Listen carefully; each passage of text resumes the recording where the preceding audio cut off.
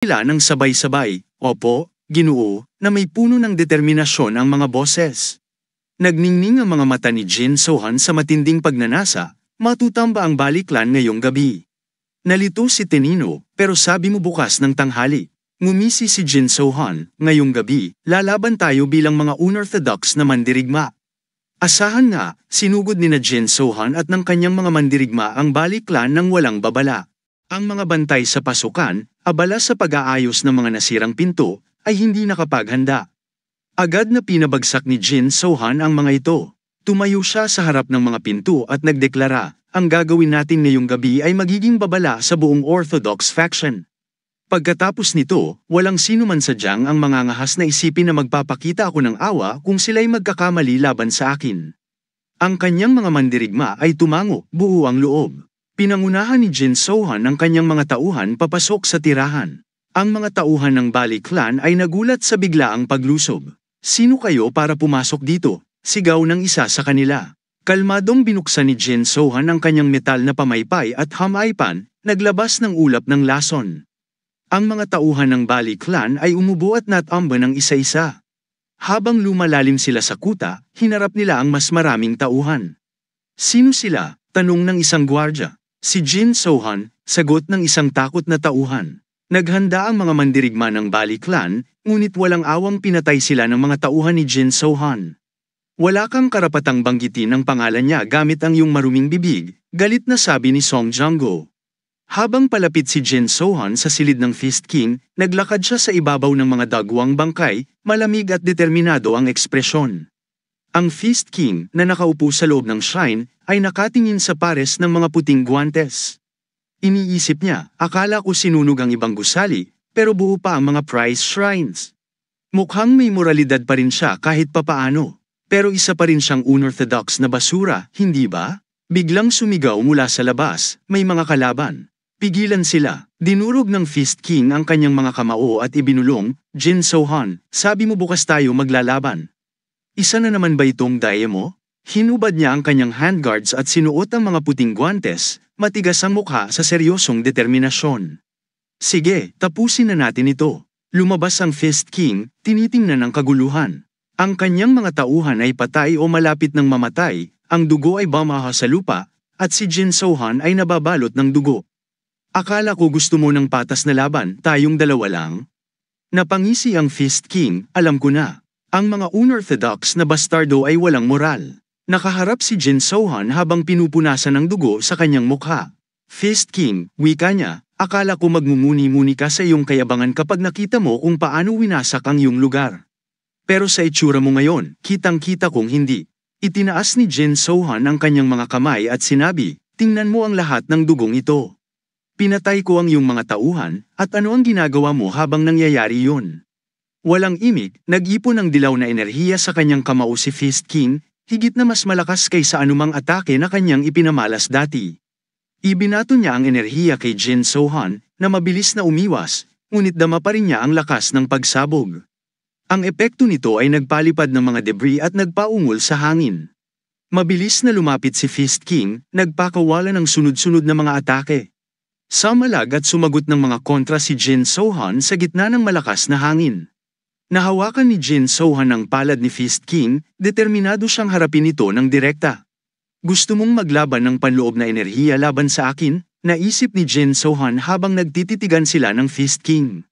"Tingnan natin kung hanggang saan ang kaya mong itagal." Niyugyog ng lupa ang kanilang pagtutunggali, hanggang sa biglang sumabog ang malakas na enerhiya sa pagitan nila, nagpapakalat ng shockwave sa ere. Napahagis ang mga tauhan nila, ilan ay bumagsak sa lupa. Parehong hinayla pabalik ang dalawang mandirigma dulot ng lakas ng kanilang banggaan.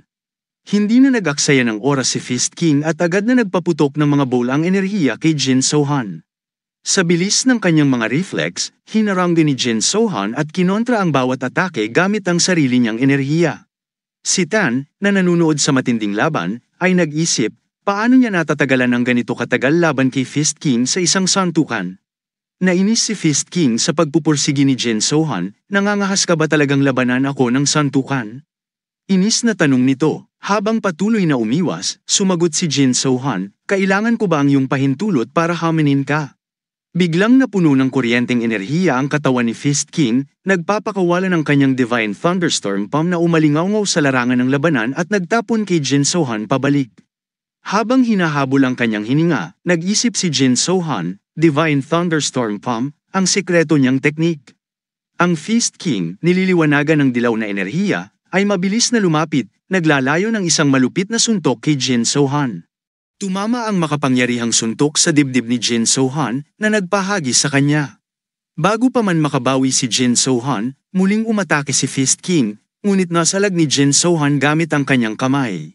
Sa kabila ng walang tigil na pagsalakay, nagawang bumalikwas ni Jin So-han sa pamamagitan ng pagbaon ng kanyang espada sa lupa. Ngayon mo lang naisip gamitin ang iyong sandata, pang-aasar ni Fist King. Tumawa si Jin So-han at sa bagong sigla, inihampas ang kanyang mga espada kay Fist King. Gamit ang hindi kapani-paniwalang bilis, nagpakawala siya ng sunod-sunod na mga atake, ngunit madali itong naiwasan ni Fist King gamit ang isang kamay lamang. Jin So-han, hindi uubra ang ganyang klase ng sandata laban sa aking White Spirit Gloves, naisip ni Fist King. Sa kanyang matinding determinasyon, muling sumugod si Jin So-han, nakatutok sa dibdib ni Fist King. Sa pagkakataong ito, nahuli ni Fist King ang talam gamit ang kanyang gloved na kamay habang sinusuri niya ang sandata. Napagtanto ni Jin So-han na ang kanyang mga espada ay maaaring magbuklod bilang isa. Sinamantala niya ang pagkakataon at tinangkang gumamit ng enerhiya ng lason sa kanyang libreng kamay, ngunit mabilis itong hinarang ni Fist King at itinapon si Jin So-han. Sinusubukan ba niyang labanan ako gamit ang parehong sandata at kamao, naisip ni Fist King. Humanga siya sa pagpupursigi ni Jin So-han at nagsabi, kahanga-hanga ka para sa isang bata pa. Naiintindihan ko na ngayon kung bakit namatay si Jay Galpo. Napagtanto ni Jin So-han ang tunay na kakayahan ng White Spirit Gloves. Nahuli niya ang aking atake gamit lamang ang kanyang guantes. Ito ba ang kayamanan ng angka ng Bakili, ang White Spirit Gloves? Muling sumiklab ang laban sa mas matinding sagupaan. Gumamit ng kombinasyon ng kamao at kapangyarihan ng kanyang mga guantes si Fist King, nagpapakawala ng sunod-sunod na atake.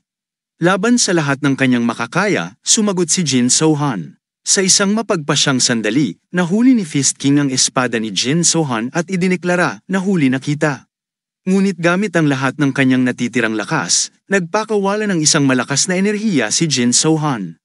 Muli itong naiwasan ni Fist King, iniisip, nakakatuwa ang labanang ito, pero wala siyang laban sa akin sa isang santukan. Matatapos ko na ito kapag nakuha ko ang kanyang sandata. Nagpatuloy ang labanan na may buong lakas mula sa magkabilang panig, parehong determinado na magtagumpay.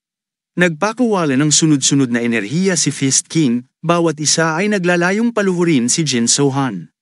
Habang hinaharangan ni Jin So-han ng mga atake, mabilis na nilapitan siya ni Fist King at nahawakan ang kanyang sandata. Tapos ka na, buong tiwalang sabi ni Fist King, iniisip na tagumpay na siya. Ngunit hindi sumuko si Jin So-han. Hinawakan niya ang kanyang espada sa gitna, dahilan upang mahati ito sa dalawang talam. Nagulat si Fist King, nahawakan lamang niya ang isa sa mga talam habang si Jin So-han ay hawak pa rin ang isa pa. Sa isang biglaang malakas na kilos, hinayla ni Jin So-han ang kanyang espada pabalik ng may lakas, dahilan upang maputol nito ang palad ni Fist King. Napaatras si Fist King sa sakit, hindi makapaniwala sa kanyang dagwang kamay. Nagpatuloy ang kanilang sagupaan, parehong hawak pa rin ang espada ni Jin So-han.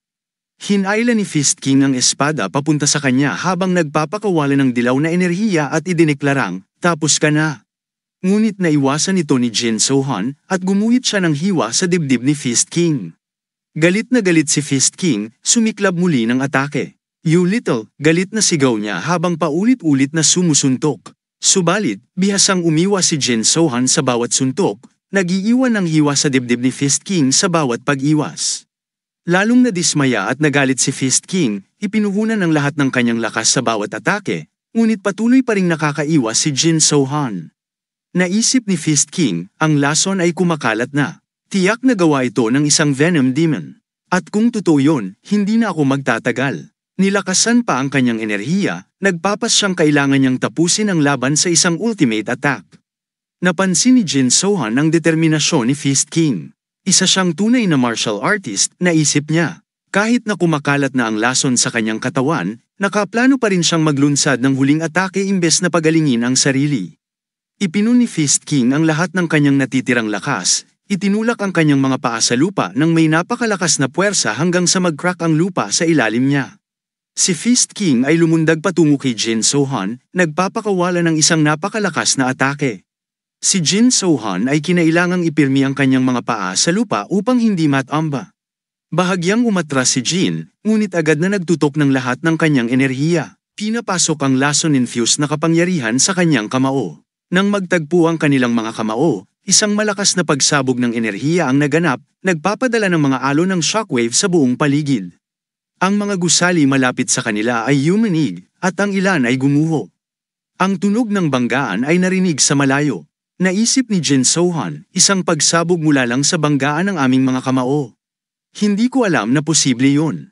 Bagamat pagod, napamangha si Jin, kahanga-hanga na nakaya pa niyang magpakawala ng ganitong lakas sa kabila ng lason at sugat sa kanyang tiyan.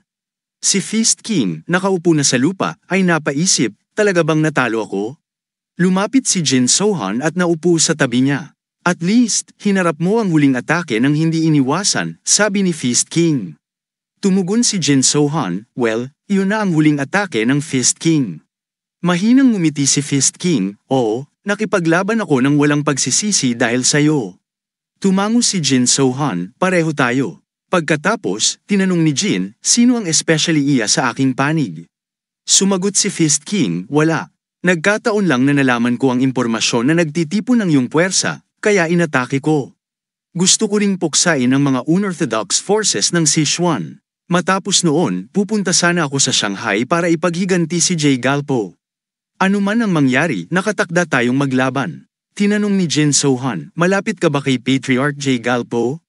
Sagot ni Fist King, hindi. Matagal ko siyang kinamuhian, ngunit minsan kailangan mong ipaghiganti ang iyong mga kalaban.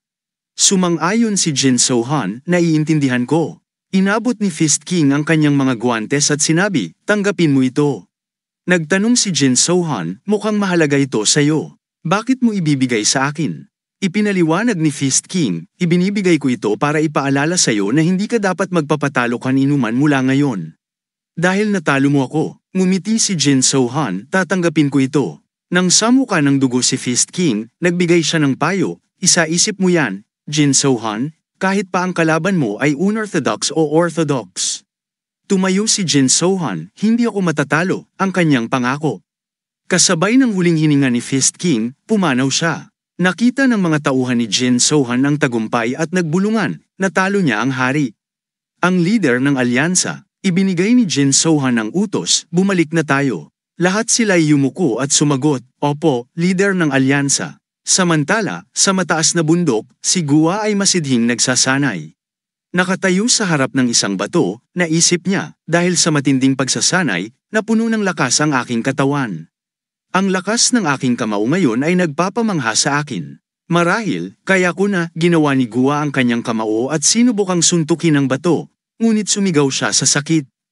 Hindi kita bibigyan ng pahinga sa araw na ito. Ngunit dahil sa nararamdaman niyang gutom, nagmurmur siya, hindi ako kailanman busog dito, kailangan kong kumain tulad ng isang kuneho.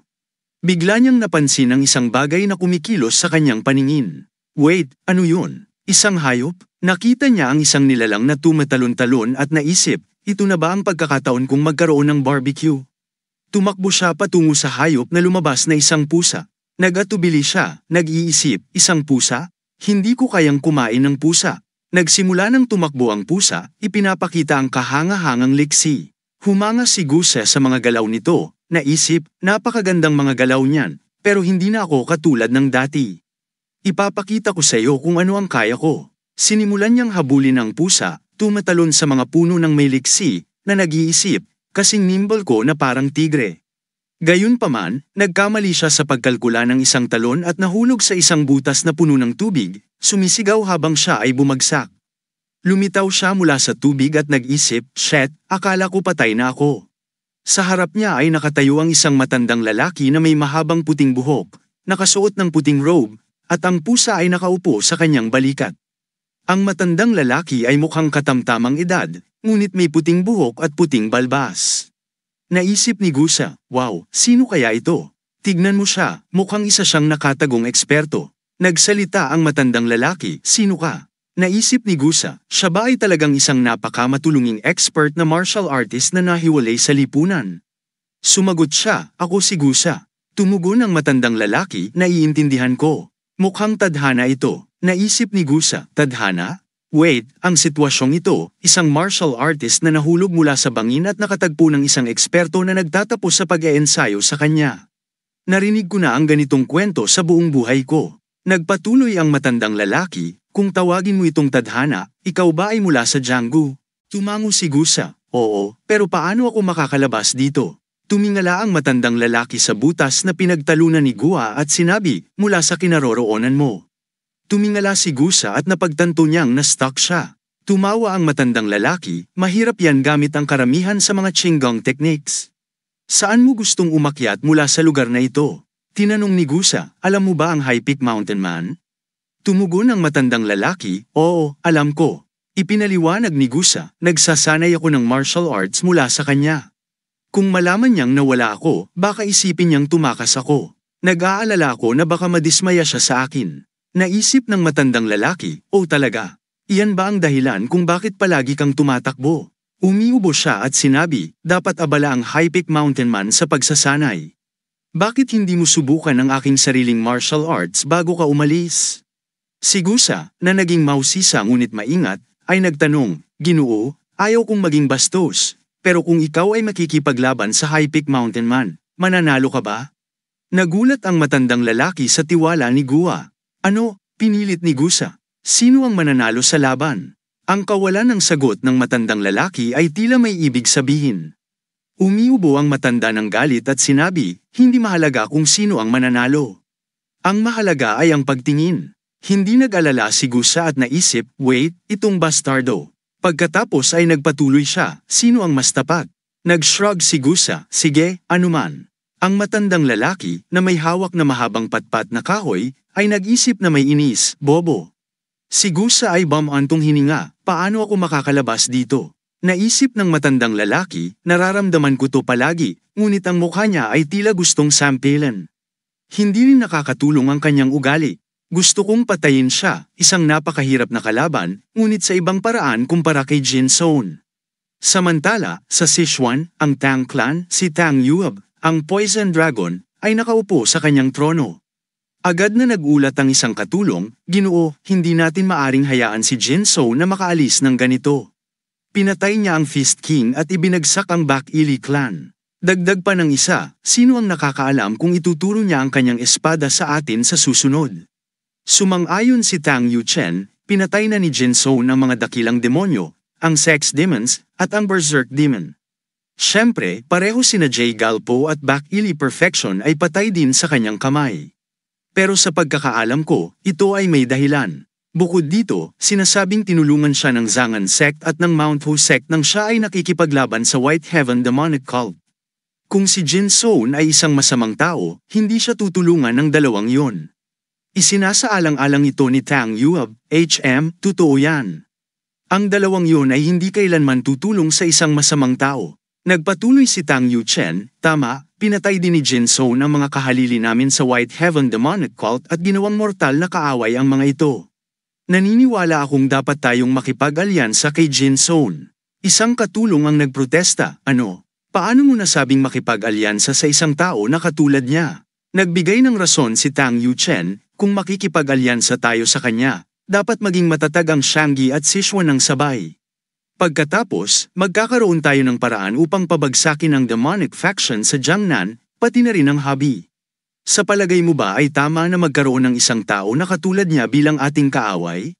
Lahat ay nagsimulang mag-isip, sinabi ni Tang Yuab, isang alyansa. Dalhin si Heron dito. Tumango si Jamie Young at nagsabi, oo. Sabi ni Jin Sohan, sige, sisilipan ko ito at pagkatapos ay tuturuan sila ng leksyon. Nanlaki ang mga mata ni Jamie Young sa pagkagulat at mabilis na lumuhad sa harap ni Jin Sohan, sabay sabi, pakisabi ang iyong pangalan. Babayaran ko ang utang na loob na ito kapag ako'y lumaki.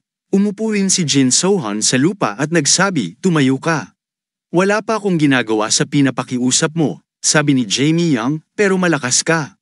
Ang mga kaibigan mo mukhang nakakatakot at malalakas din, sagot ni Jin Sohan, oo, kami na ang bahala dito.